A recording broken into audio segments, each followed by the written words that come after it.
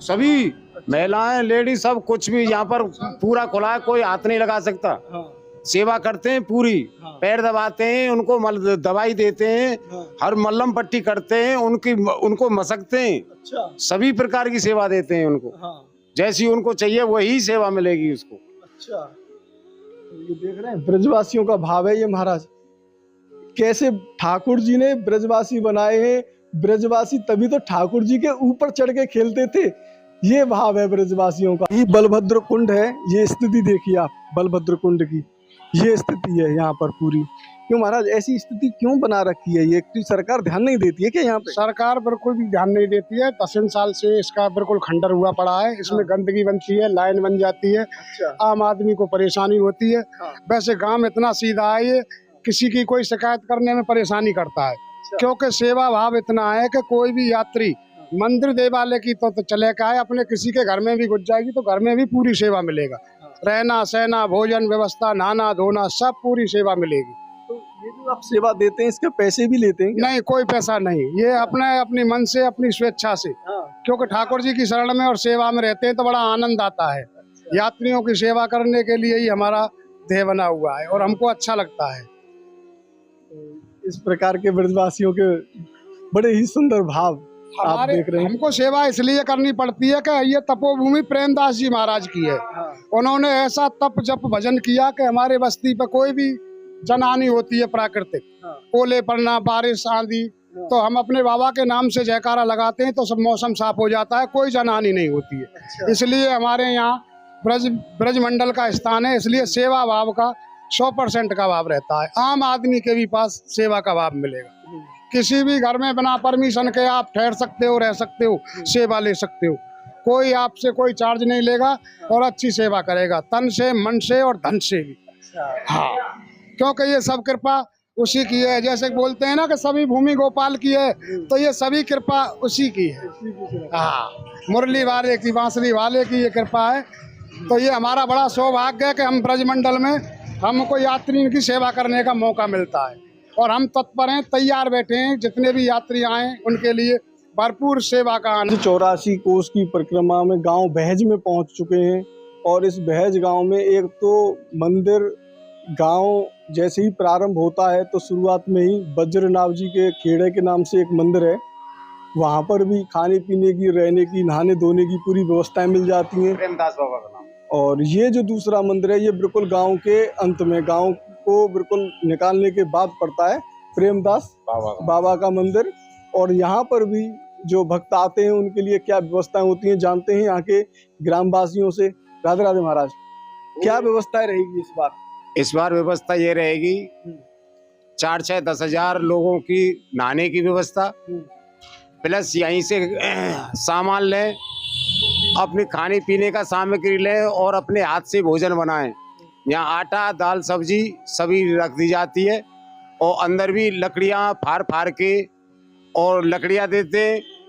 और यहाँ की जनता पानी से लेकर के सभी की सुविधा पूरी जनता के लिए की जाती है। यहाँ गांव का पूरे गांव का सहयोग रहता है, सभी यात्रियों के सहयोग में लगे रहते हैं। ये प्रेमदास बाबा का मंदिर है, सभी गांव वाले मंदिर की मान्यता है और बड़ा मंदिर यही है गांव का। और ये सामने कुंड है, ये भी कुछ प्राचीन सा लग रहा है। ये बलभद्र कुंड है। यहाँ बलदाव जी यहाँ थे, रेवती कुंड गांव की उस तरफ है। तो रेवती मैया वहां नहाती थी, तो दाऊ दादा इस बलभद्र कुंड में नहाते थे। ये दाऊ जी महाराज का यह पुराना मंदिर है, अब बन के ये बन गया है। वो सामने वो गिरिराज जी का मंदिर है और ये बलभद्र कुंड है। यहाँ सभी यात्रा आती है तो आचमन लेती हैं, पर अब तो सरकार इस पर कोई ध्यान नहीं दे रही है। गंदगी इसमें ज्यादा है, गांव का पानी आने लगा है, पहले गांव का पानी नहीं आता था इसमें, तो स्वच्छ साफ रहते थे, इसमें नहाते थे, कुल्ला करते थे, तो सबरे गांव के यहीं से ही पानी जाता था पूरे गांव का। अब सरकार का हाल तो कुंड की तरफ है ही नहीं, कतई ज्यादा बुरा हाल है। तो वैसे नाम ये बलभद्र कुंड है, 84 कोस का प्रसिद्ध कुंड है ये बलदाव जी महाराज का। 84 कोस यात्रा में जैसे ही गांव प्रारंभ होता है, मथुरा की तरफ से, गोवर्धन की तरफ से आएंगे तो रेवती कुंड पड़ता है, उसकी भी हालत बहुत ज़्यादा खराब है। वहाँ का मंदिर भी टूटा हुआ था। हमने लगभग 3-4 महीने पहले वहाँ का वीडियो बनाया, तो फिर वहाँ का थोड़ा सा विकास हुआ।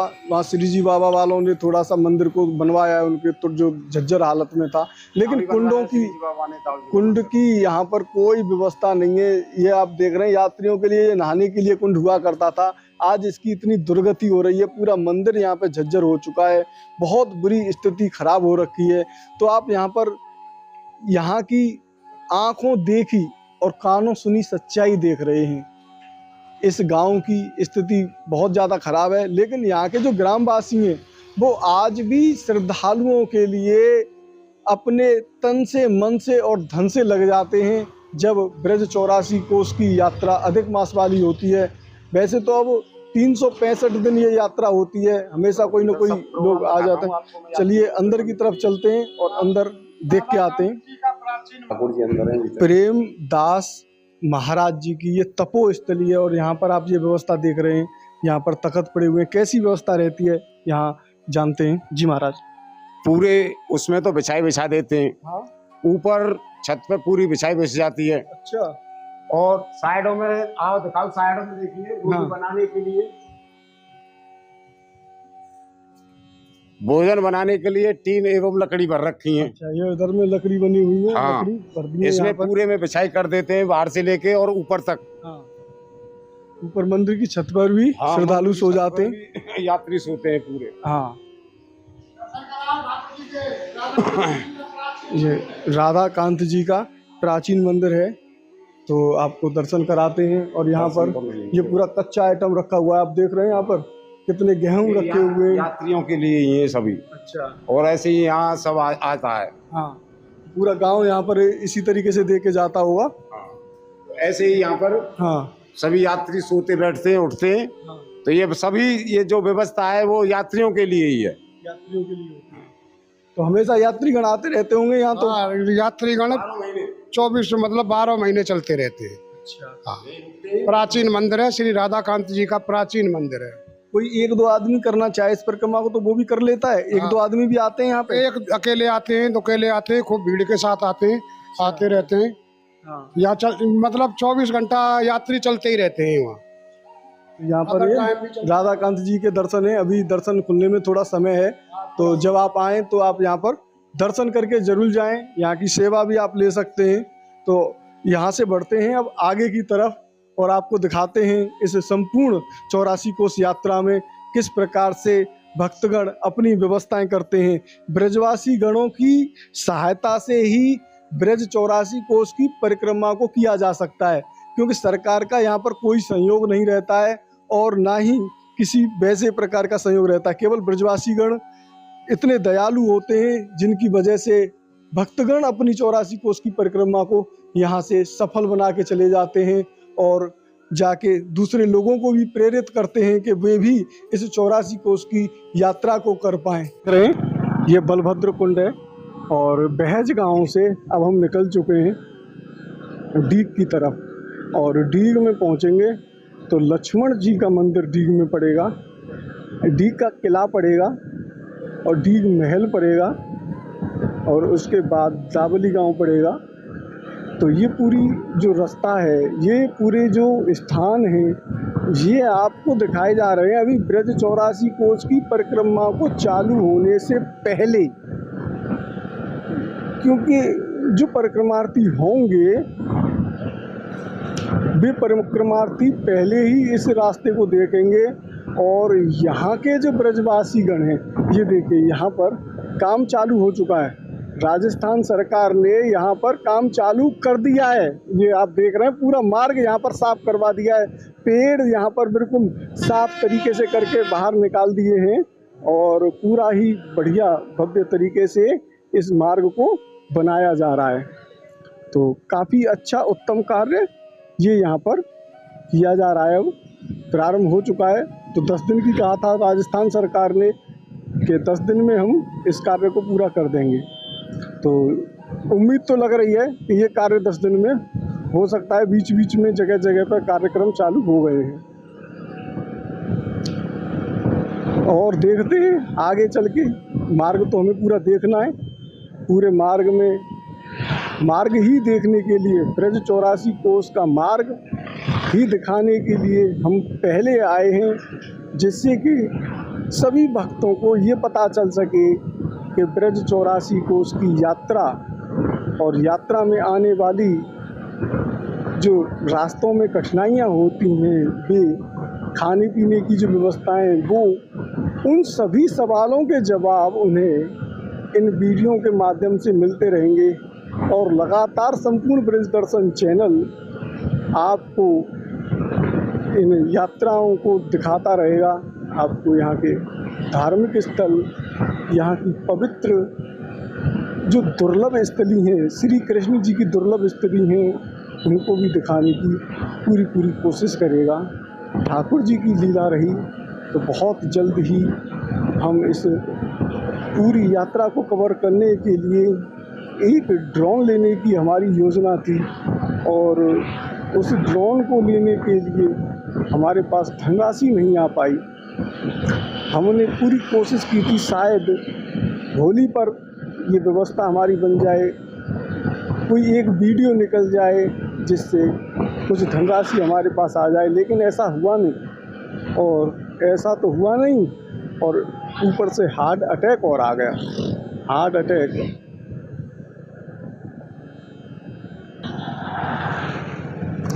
तो अभी हमने बहज गाँव की तो पूरी लीला आपको दिखाई दी, कितने श्रद्धालु लोग थे।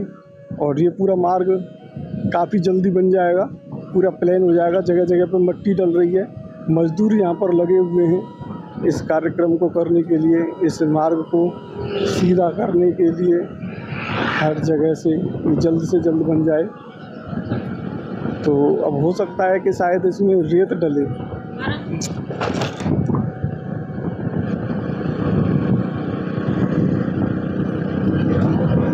तो काफ़ी बड़ा ब्रेकर था, बाइक भी उछल गई। और अब हम आपको सामने दिखाएंगे ब्रज 84 कोस के उस मार्ग को जहाँ पर हम पहुँचेंगे अभी। तो ये सामने आप देख रहे हैं, ये है नगर है यहाँ से 25 किलोमीटर, अलवर है यहाँ से 75 किलोमीटर, पहाड़ी है 43 और कामा है 23। तो अभी हमें कामा की तरफ ही जाना है।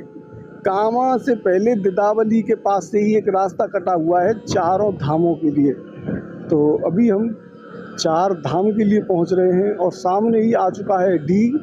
अब हम डीग की सीमा में पहुंच चुके हैं।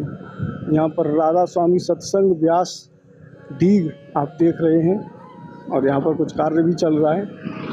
तो इस वीडियो को देखने में आप बिल्कुल भी बोरिंग ना हो, क्योंकि ऐसे वीडियो देखना भी परम सौभाग्यशाली लोगों को ही प्राप्त होता है। तो यहाँ पर अनेकों गंदगी पड़ी थी, ये परिक्रमा मार्ग है, इस पर बहुत भयंकर गंदगी थी। इधर की तरफ में गंदगी को शिफ्ट किया गया है और यहाँ से इसको साफ किया गया है, जिससे कि परिक्रमार्थी आराम से जा सकें। तो जल महल डीग नगरी और डीग का किला दोनों ही इस डीग में पड़ते हैं। तो पहले पड़ता है डीग का किला, और ये आप देख रहे हैं यहाँ पर कुंड है, इसकी काफ़ी स्थिति भी सही नहीं है। और ये ब्रज 84 कोस परिक्रमा का गोपाल कुंड है, प्राचीन साक्षी गोपाल कुंड। स्थिति देखिए आप, कुंड की स्थिति देखिए आप, ये स्थिति है ब्रज के कुंडों की।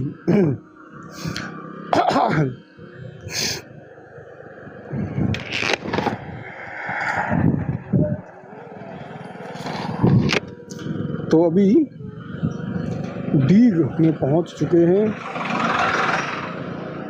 और डीग में आपको कराते हैं डीग महल के दर्शन, डीग किले के दर्शन, लक्ष्मण जी के दर्शन अंदर से करेंगे।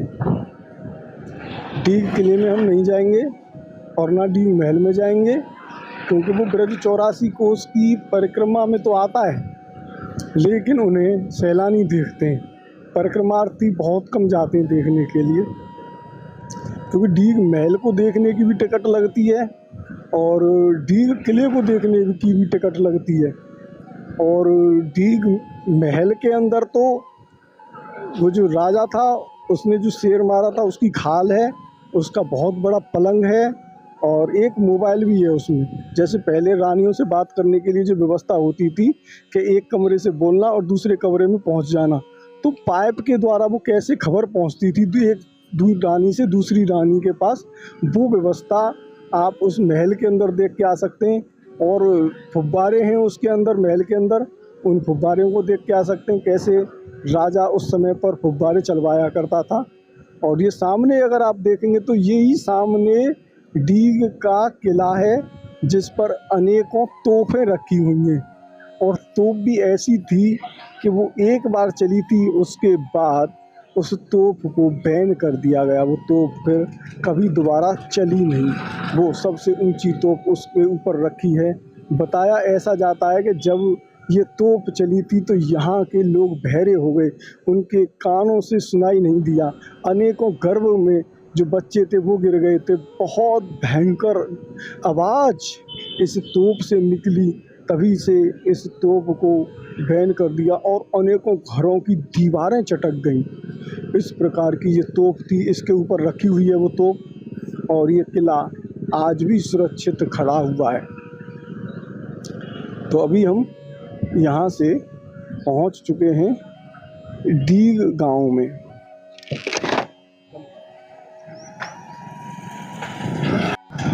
तो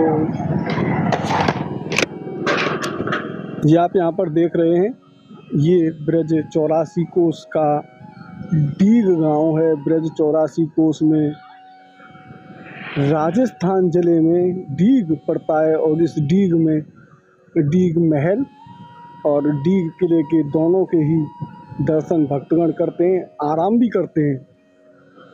अब यहाँ से ये यात्रा मुड़क जाएगी हमारी। सामने आप देखेंगे तो जल महल लिखा हुआ है। ब्रज 84 कोस परिक्रमा इधर और अलवर इधर, तो सीधे हमें अलवर नहीं जाना है। ये जो आप देख रहे हैं, यहीं पर डेरा डाल लेते हैं 84 कोस के भक्तगण। और जटेरी धाम का भी बोर्ड यहाँ पर लगा हुआ है।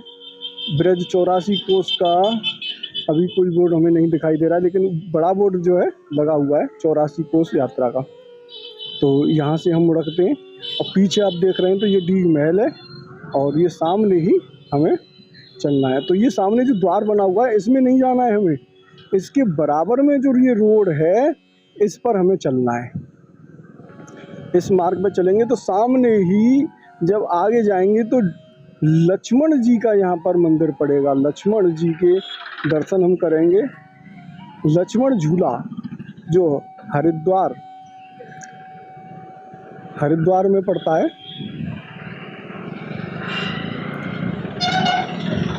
तो वही लक्ष्मण जी यहाँ पर विराजमान है। तो लक्ष्मण जी के दर्शनों को आपको कराते हैं, और यहाँ जानते हैं किस प्रकार से भक्त जो रुकने खाने पीने की क्या व्यवस्थाएं यहाँ होती हैं। और हमें भी काफ़ी ज़्यादा समय इस ब्रज 84 कोस की यात्रा को करते हुए हो गया है, तो थोड़ा सा हम भी कुछ खाएंगे पिएंगे, और यहाँ पर कुछ अलग चीज़ दिखाई दे रही है, उसको भी देखेंगे। सामने ही लक्ष्मण जी का मंदिर है, तो पहले लक्ष्मण जी के दर्शनों के लिए चलते हैं, और वहीं पर रुकेंगे, थोड़ा सा विश्राम करेंगे, और फिर अपनी यात्रा को प्रारंभ कर देंगे चारों धामों की को। तो इस प्रकार से संपूर्ण यात्रा हमारी लगभग 3 दिन में हम मोटरसाइकिल से इस यात्रा को सब जगह के दर्शन करते हुए कर सकेंगे, और कुछ 4 दिन में 5 दिन में भी कर सकते हैं। तो लक्ष्मण जी का मंदिर सामने ही आ चुका है, करते हैं लक्ष्मण जी के दर्शन। और मंदिर को पर जाने के लिए हमें यहाँ से मुड़ना होगा इधर की तरफ। यहाँ से मुड़क गए, और सामने से ही लक्ष्मण जी मंदिर में जाने के लिए हमें रास्ता मिलेगा। तो ये मंदिर है सामने, और ये जगह है लक्ष्मण जी मंदिर। तो ये लक्ष्मण जी का मंदिर आ चुका है।